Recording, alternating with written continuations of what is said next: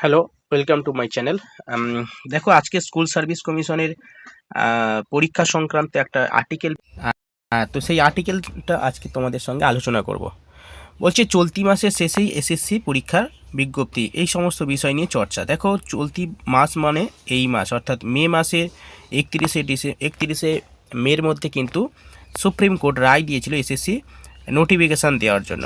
ঠিক আছে, তো এখানে কিছু সমস্যা দেখা দিয়েছে। কি সমস্যা দিয়ে দেখা দিয়েছে এবং এই মাসে কি বিজ্ঞপ্তি বেরোবে বা এই পরীক্ষাতে কারা বসতে পারবে সেই বিষয় নিয়ে এখনও পর্যন্ত কিন্তু একটা চর্চায় রয়েছে। কারা বসতে পারবে, সে কেবলমাত্র নতুনরা বসতে মানে পুরানোরা বসতে পারবে, 2016 সালের ক্যান্ডিডেটরা বসবে নাকি অল ক্যান্ডিডেট বসতে পারবে, এই বিষয়ে কিন্তু একটা ধোঁয়াশা মতো তৈরি হয়েছে। এবং যেটা আজকের আর্টিকেল যেটা বেরিয়েছে সেটা দেখেও কিছুটা ধোঁয়াশা বলা যেতে পারে। কীরকম দেখো, এখানে বলা হয়েছে যে 31শে ডিসেম্বরের মধ্যে স্কুল সার্ভিস কমিশনের পরীক্ষা নিয়োগ প্রক্রিয়া শেষ করতে বলা হয়েছে, সরকারকে নির্দেশ দিয়েছে সুপ্রিম কোর্ট, এটা আমরা প্রত্যেকেই জানি।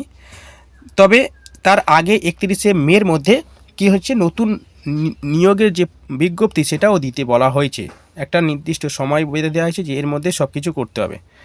কিন্তু এখনও বিজ্ঞপ্তি 15 তারিখ হতে গেল, আজকে 12 তারিখ, এখনও পর্যন্ত বিজ্ঞপ্তির কোনো কিছুই পাওয়াই যাচ্ছে না, খোঁজ খবরই নেই, কোনো আভাসও পাওয়া যাচ্ছে না।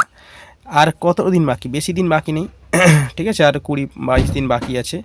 তো এই সময়ের মধ্যে কিন্তু এসএসসি যে নতুন নিয়োগ প্রক্রিয়া যে নোটিফিকেশান সেটা কি দেবে সেই নিয়ে একটা চর্চা দাঁড়িয়েছে। বিষয়টা কি বলছে দেখো, বলছে নিয়োগ প্রক্রিয়া মোট শূন্যপদ কত আছে, কোন বিষয়ে শূন্যপদ কত আছে, শূন্যপদের সংরক্ষণ কিভাবে হবে, এই সমস্ত কোনো কিছুই পাঠানো হয়নি এখনও পর্যন্ত শিক্ষা দপ্তরে। ঠিক আছে, এবং বিজ্ঞপ্তি বেরোতে মাত্র 20 দিন বাকি। এই শিক্ষা দপ্তর এখনও শূন্যপদের তালিকা এসএসসিকে পাঠায়নি। ভাবো, এত কিছু হলো তবুও কিন্তু এখনও পর্যন্ত শিক্ষা দপ্তর কোনো শূন্যপদের তালিকা এসএসসিকে পাঠায়নি।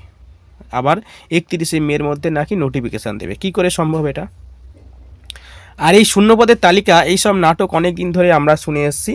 ঠিক আছে, সেই 2022-20 থেকেই শোনা আসছে, শূন্যপদ পাঠাচ্ছে এসএসসিকে শিক্ষা দপ্তর, বিভিন্ন স্কুল থেকে ডিআইএসআইরা শূন্যপদ পাঠাচ্ছে।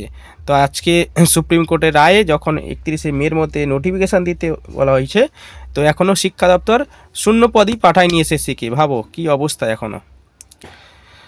যাই হোক, স্কুল তারপরে কি বলছে দেখে নাও। স্কুলগুলোতে বিষয়ভিত্তিক এবং ক্যাটাগরি ভিত্তিক কত শূন্যপদ আছে সেই তথ্য কিন্তু সংগ্রহ করে জেলা পরিষদ। এটা তো সবাই তোমরা জানো যে স্কুল এসআইরা কী করে, বিভিন্ন ক্যাটাগরি কত, কোন স্কুলে কত শূন্যপদ রয়েছে, কত ভ্যাকান্সি রয়েছে, বিভিন্ন ক্যাটাগরি হয়, সেই তালিকা তারাই দেয় এসআইরা।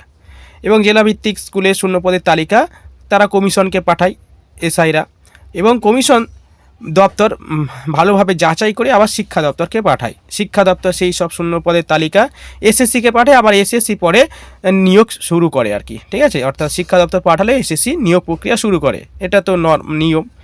তো শিক্ষা দপ্তরের কর্মকর্তারা কি বলছে যে শূন্যপদের তালিকা এসএসসির হাতে এখনও না এলে নতুন বিজ্ঞপ্তির কাজ শুরু করা যাচ্ছে না বা যাবে না।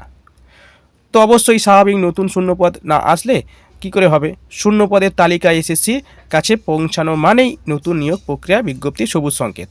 আচ্ছা, তাহার মানে এখানে যে বিষয়টা বলা হয়েছে যে শূন্যপদের তালিকা আসলেই আবার কি হবে, বিজ্ঞপ্তি দিয়ে দেওয়া হবে। তো এই জায়গাটা একটা প্রশ্ন আসছে যে শূন্যপদের তালিকা মানে কি নতুন শূন্যপদ যদি ক্রিয়েট হয় তাহলে কি এখানে সমস্ত পরীক্ষার্থী পরীক্ষা দিতে পারবে, অর্থাৎ নতুন পুরানো যারা রয়েছে তারা কি সবাই বুঝতে পারবে? তার মানে এখানে যেহেতু নতুন বিজ্ঞপ্তির প্রকাশের জন্য নতুন শূন্যপদ এর শূন্যপদ বা ভ্যাকান্সি কত সেইগুলো সব কিছু নিয়ে আর কি নতুন ভ্যাকান্সি প্রকাশ করে, তাহলে নতুন যদি ভ্যাকান্সি অ্যাড হয় তাহলে নতুনরাও কিন্তু বসতে পারবে। দেখো, যদি 2016 সালের যে ভ্যাকান্সি ছিল সেই ভ্যাকান্সির ওপর ভিত্তি করে যদি পরীক্ষাটা হয় তাহলে কিন্তু 2016 সালে একমাত্র যারা পরীক্ষা দিয়েছিল তারাই বসতে পারবে। কিন্তু এখানে অন্য যে বিষয়টা দেখা যাচ্ছে যে শূন্যপদের তালিকা এসএসসির কাছে পৌঁছালে নতুন নিয়োগের সংকেত পাওয়া যাবে। তার মানে কি বলা যাচ্ছে বা আমরা কি বুঝতে পারি যে নতুন অবশ্যই যদি শূন্যপদ আসে তাহলে অবশ্যই নতুনদের বসতে দিতে হবে, এটা তো কনফার্ম দিতে হবে, নাহলে তো হবে না। কারণ নতুন শূন্যপদ নেওয়া হচ্ছে অথচ নতুনরা বুঝতে পারবে না, এটা হয় নাকি? এটা তো হয় না কখনো। সেই কারণে নতুনদের পরীক্ষা বসতে পারবে বলে আমার মনে হয়। তবে দেখা যাক বিজ্ঞপ্তি মানে কবে আসে, এই 31শে মের মধ্যে আসলে বোঝা যাবে। যাই হোক, তারপরে দেখো কি বলছে। আচ্ছা, এবার দেখো এই যে নতুন বিজ্ঞপ্তি, এখানে কিন্তু একটা সমস্যা দেখা দিয়েছে। সেটা কি? ওবিসি সংরক্ষণ। ওবিসির জন্য তো সমস্ত পরীক্ষা এখন বন্ধ হয়ে আছে। তো এই ওবিসি সংরক্ষণ 2010 সালে যেই ওবিসি সেইটা বাতিল করা হয়েছে, ফলে কী হবে, নতুন যে বিজ্ঞপ্তি সেখানেও কিন্তু একটা বাধা তৈরি হবে ওবিসি কেসের জন্য। ফলে কি হয়, মানে 31শে মের মধ্যে এই বিষয়টা, মানে সমস্ত কিছু ওবিসি সংরক্ষণকে মেনটেন করে আবার নতুন শূন্যপদকে এখনও আসেনি, এই সমস্ত কিছু করতে গিয়ে 31শে মের মধ্যে কিভাবে বিজ্ঞপ্তি আসবে, এটাও কিন্তু একটা চাপের বিষয়। ঠিক আছে? তো এবং যদিও এসএসসি বলে দিয়েছে, যে এসএসসি বলেছে যে নতুন বিজ্ঞাপনের যে সমস্ত বিষয় অনলাইনে আবেদন হবে, সমস্ত কিছু এখনও কিন্তু কাজ চলছে। কোডিং, এই সমস্ত কাজ চলছে। এবং এসএসসি অফিসে ধর্নার জন্য আমাদের চেয়ারম্যান অর্থাৎ সিদ্ধার্থ মজুমদার অফিসেই যেতে পারছে না, ধর্না হচ্ছে, কখনো ঘেরাও করে, সেই কারণে তিনি ধর্নায় যেতে পারছে না, মানে ওই এসএসসি অফিসে যেতে পারছে না। ফলে কী হচ্ছে, মানে এসএসসি চেয়ারম্যান, ঠিক আছে, ফলে কি হচ্ছে, এখানে একটা কাজের ক্ষেত্রে একটা বাধা সৃষ্টি হচ্ছে। ঠিক আছে? তো নানা ধরনের সমস্যা দেখা দিয়েছে। তো দেখা যাক নতুন এসএসসি যে নোটিফিকেশান 31শে মের মধ্যে সুপ্রিম কোর্টের আদেশ অনুযায়ী করতে পারে কিনা, সমস্ত বাধা দূর করে, অর্থাৎ নতুন নিয়োগ প্রক্রিয়ার যে ভ্যাকান্সি প্লাস হচ্ছে ওবিসি সংরক্ষণ, তো সমস্ত কিছু মিলে একটা জটিল সমস্যা কিন্তু হতে পারে বলে মনে হয়। তবে আশা করি সমস্ত কিছু দূর করে অবশ্যই 31শে মের মধ্যে নতুন নোটিফিকেশান আসবে। এবং এটাও বলে রাখা ভালো, নতুন নিয়োগের ক্ষেত্রে নতুন ভ্যাকান্সি আসলে কিন্তু নতুনরা বসতে পারবে, বা নতুনদের দিতে হবে, নাহলে কিন্তু সমস্যা আরও তৈরি হবে। দেখা যাক পুরো এসএসসি বিষয়টা কিভাবে করে। ঠিক আছে?